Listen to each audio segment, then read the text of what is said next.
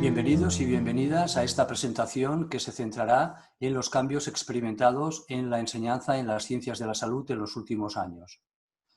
Las profundas transformaciones que ha experimentado la educación superior en general y la enseñanza de las ciencias de la salud en particular, como consecuencia de la aparición del Espacio Europeo de Educación Superior, han generado un profundo cambio en su estructura, que ha tenido una repercusión muy importante en los procesos de enseñanza y de aprendizaje. La aparición de una nueva estructura curricular centrada en competencias, la propuesta de nuevos métodos centrados específicamente en el aprendizaje y en el estudiante, y la nueva concepción del rol del profesor han generado unas exigencias pedagógico-didácticas en el profesorado sin parangón en la reciente historia de las universidades europeas. Una de las más destacadas es el reclamo de una enseñanza centrada en los aprendizajes de los estudiantes para de esta manera prepararlos adecuadamente para el ejercicio profesional en entornos complejos. Sin embargo, no basta con esta afirmación de la necesidad de partir o de tomar los aprendizajes de los estudiantes como punto de partida. Se hace necesario, además, la búsqueda y propuesta de métodos alternativos a la clásica exposición magistral unidireccional. Uno de ellos es el que vamos a presentar en estas imágenes. Más concretamente, el modelo reflexivo experiencial.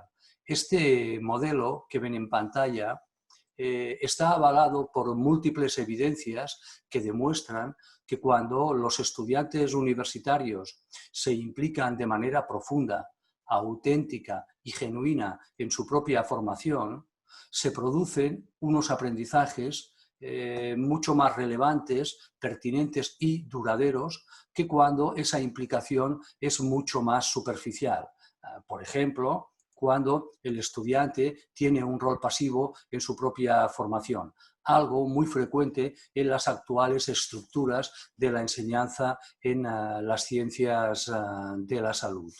Como ven en pantalla, la experiencia del estudiante es el origen y el destino del trabajo del profesorado de ciencias de la salud. Y aquí, por experiencia, deben ustedes entender la lectura de un trabajo científico, el estudio de una parte de la materia, ya sea en formato audiovisual, ya sea en formato textual, la participación más o menos activa en un entorno de simulación, de baja fidelidad, realizando un caso o visualizando una demostración, o de más alta fidelidad, implicándose más profundamente en con un paciente simulado, por ejemplo, implicándose más profundamente en su propia formación. La diferencia con los métodos tradicionales está en la primera parte de la afirmación que acabamos de realizar. La experiencia del estudiante es el origen del trabajo docente. Por tanto, esta experiencia, este conocimiento previo, en otras palabras, deberá ser elicitado, deberá ser visualizado para que el profesor pueda actuar entonces en consecuencia a través básicamente de lo que llamamos un feedback. Para explicar este método voy a basarme en un recurso didáctico pedagógico de primer orden que es la metáfora. Como ven en pantalla, aquí el trabajo del profesor, a diferencia del modelo tradicional, transmisivo y unidireccional, es una suerte de rol que ayuda al estudiante a educar su mirada, muy similar a lo que podríamos considerar que es el trabajo de un optómetra, y esta será la metáfora que utilizaré dentro de unos momentos. Resumiendo, este modelo pedagógico parte de una situación real, es decir, de una experiencia del estudiante, como las que hemos indicado hace unos momentos, y a través de un proceso que, como han visto en el esquema, es siempre circular, son bucles de retroalimentación, Se analiza esa experiencia de aprendizaje y el profesor solo después de ese análisis o durante el mismo genera una retroalimentación al estudiante, que es la que la evidencia nos dice que es realmente eficaz. Siempre después de esa experiencia de aprendizaje. Aquí, como indicaba, a diferencia del modelo tradicional, el profesor no trabaja con las ideas procedentes de su materia, como cuando imparte una exposición magistral. Muy al contrario, su material de trabajo aquí son las propias ideas, comprensiones o acciones de los estudiantes. Por tanto, repito, porque es muy importante, este modelo está pensado para elicitar, para hacer públicas, para hacer conscientes las ideas, preconcepciones, resultados del estudio previo del estudiante y actuar entonces en consecuencia. Un pedagogo muy famoso, David Ausubel, que fue el mentor de esta idea del aprendizaje significativo, indicaba que lo más importante en la enseñanza es averiguar lo que el estudiante conoce y actuar en consecuencia. Esto es lo que busca al final este modelo. Sus objetivos es un modelo fuertemente reflexivo, como ven en pantalla y como su nombre indica, y plantea en primer lugar ayudar al estudiante a desarrollar el hábito reflexivo, que es lo que ven con el número 1. Entrenarlo en que tome su propio conocimiento, sus propios procesos mentales y procedimentales como objeto de análisis. Y en segundo lugar, que aprenda a aprender por él mismo, es decir, buscar una autonomía intelectual lo más rápidamente posible. Es el segundo punto, ayudar al estudiante a que sea capaz de tomar datos de su propio aprendizaje y también entonces actuar en consecuencia. Vayamos entonces a nuestra metáfora. Como ven, yo utilizo gafas. La primera vez que tuve que hacerme unos cristales progresivos, fui a un lugar en el que se dedican profesionalmente a ayudar a ver bien a las personas que asistimos o que accedemos a ese lugar por una única razón, y es la de que no vemos suficientemente bien y somos conscientes de ello. Igual que un estudiante de medicina, de odontología o de enfermería, de los primeros cursos saben que aún le falta un trayecto de hacer mucho más compleja su estructura conceptual respecto al campo profesional, refinándola y complejizándola mucho. De manera que cuando yo llegué a ese lugar, en el interior, en una de sus paredes, había infinidad de gafas, pero que no servían para nada. Lo mismo ocurre con el currículum de formación en ciencias de la salud. El primer año, el segundo año, hay muchas ideas en formato textual, en formato audiovisual, a través de discursos, a través de explicaciones, en interacciones en laboratorios de simulación, pero en un principio, tal cual están articuladas esos dispositivos, no le sirven para nada al estudiante. Sin embargo, en ese primer momento yo hice una opción. Igual que el estudiante, después de haber leído un paper, un trabajo científico, desarrolla una comprensión preliminar de lo que allí hay. Es decir, le asigna un sentido, le asigna un significado que en un principio es personal y en un principio es privado, es decir, no es visible. Yo mismo, insisto, tomé esa decisión. ¿En base a qué seleccioné unas y no otras? Es lo que llamamos conocimientos previos. En aquel ejemplo, claro, mis conocimientos previos aludían a la estética, a la moda, no sé, a los conocimientos que yo tenía sobre mi propia economía, etcétera, etcétera. En el caso de cualquier estudiante, esos conocimientos previos se refieren evidentemente a la estructura y función del cuerpo humano, a la bioquímica, la anatomía, la bioestadística, etcétera, etcétera, etcétera. Me acompañaba alguien, como ven en pantalla, y esa persona me aconsejó. Estas te quedan mejor, son más económicas o no. ¿Por qué aparece esta, técnicamente hablando, interacción entre iguales en este segundo momento?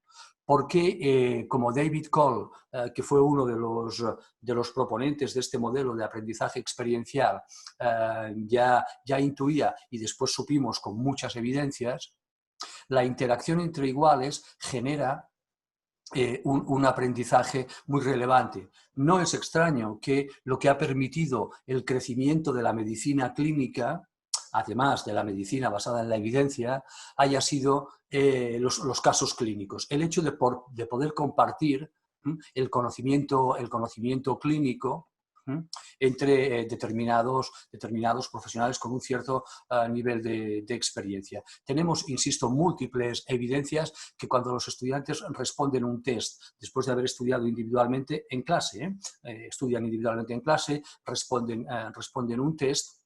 Cuando este test es respondido grupalmente, el nivel de...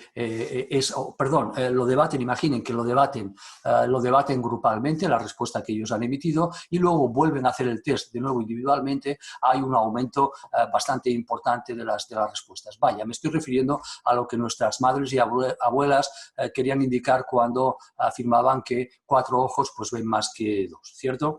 De manera que esa persona me aconsejó, pero lo que sucedió después fue lo realmente relevante para mi aprendizaje, es decir, para poder ver bien aquello que yo debía de ver. Pasé a una sala anexa donde había una profesional que ya me conocía, ya había sido profesora mía, si ustedes quieren, que además de su conocimiento técnico sobre ambliopía, sobre miopía, sobre estrabismo, sobre, en fin, los diferentes campos de su pericia profesional, trabajaba con 2 principios sin los cuales no hubiera podido ayudarme a ver bien. El primer principio era que ella ya sabía lo que yo tenía que ver, es decir, sabía que dentro de unos momentos me iba a proyectar una letra U en una pantalla que ahora estaba a oscuras, después esa letra U se iba a ir empequeñeciendo progresivamente.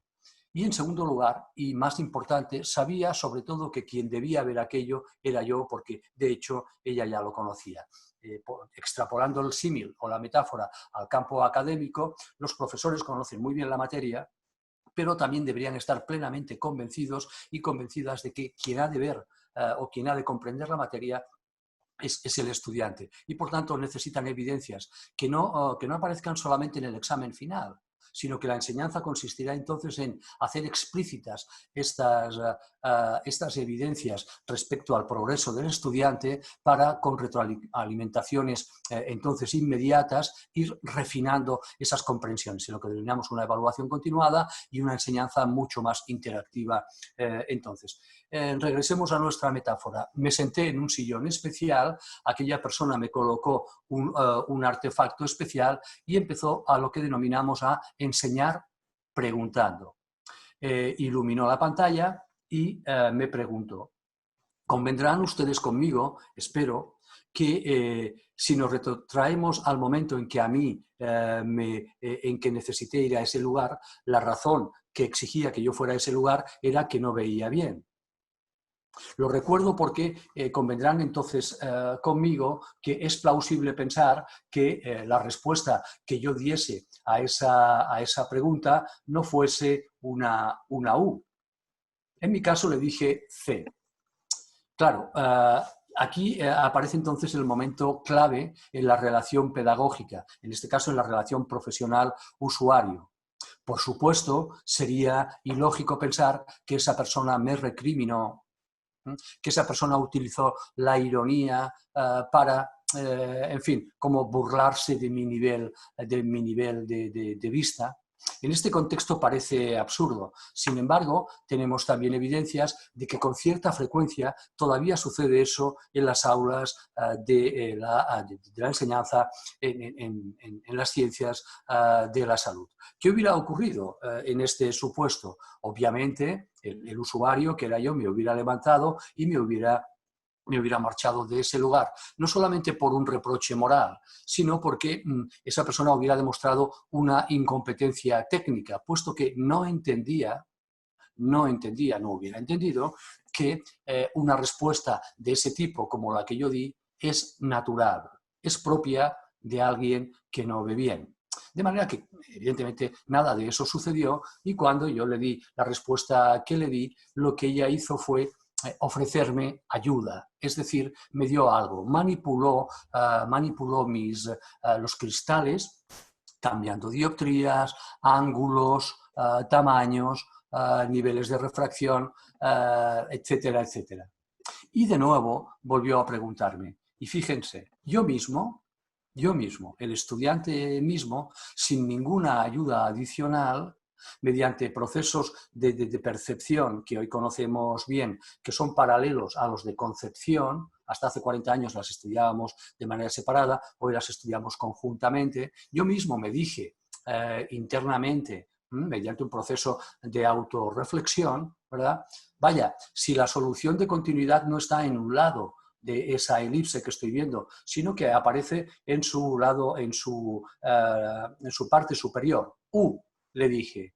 Y ahí es cuando ella validó mi propio nivel de aprendizaje y ya, si me permiten la broma, pues se ganó el sueldo. El modelo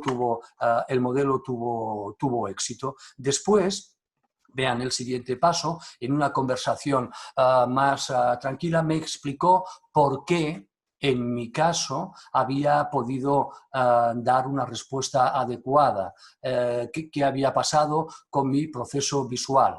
En el caso de la enseñanza reflexivo-experiencial, es el momento en el que el profesor valida el conocimiento de los estudiantes, explicita en voz alta el razonamiento seguido hasta llegar a esa respuesta correcta, señala los vacíos de interpretación. Pero es que además esa persona, ya para terminar el ciclo, como me conocía de años anteriores, me dio consejos para la práctica profesional, me dio consejos de futuro. Esa persona sabía que yo resido en Barcelona, sabía que ando en motocicleta, circulo en motocicleta, y me dijo que como eran los cristales progresivos la primera vez que los llevaba, que cuando hiciese algún adelantamiento, que girase bien la cabeza para mirar los retrovisores para poder calcular hasta que me adaptase, no tener errores de cálculo. De manera que, como han visto, es un modelo de enseñanza que toma, insisto, la experiencia del estudiante después de haber realizado una actividad de estudio como origen y destino de la propia actividad del docente.